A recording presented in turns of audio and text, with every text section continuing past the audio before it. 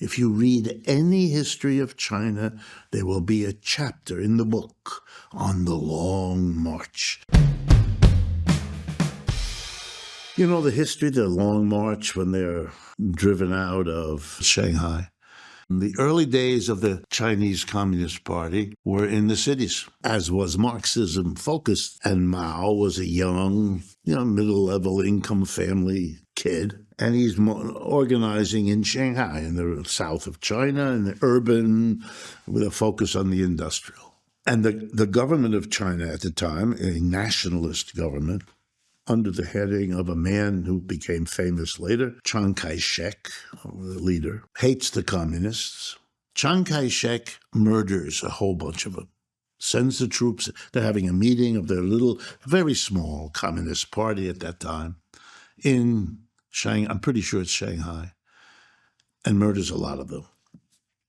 But a bunch of them escape, and they then go on a long trek pursued by Chiang Kai-shek's military to escape. And they go deep into the interior, Yunnan, into the deep interior of China, and that is called the Long March. And they settled among peasants in this province, and they organized the peasants against their own landlords, built a base, and that saved them from the army of Chiang Kai-shek.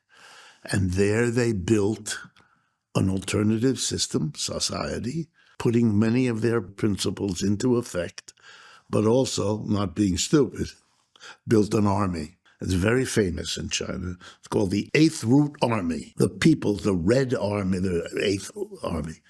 Mao's only friend in that long march, when he's making that long march, at that point, the revolution has already happened in Russia, 1917. Lenin has died in 1923.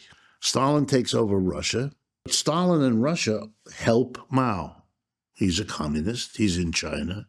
It's a long shot. It's a few of them, hunted by the government army, but they got support. So they were very loyal to the Soviet communists, who kept helping them and helped them all through the Civil War.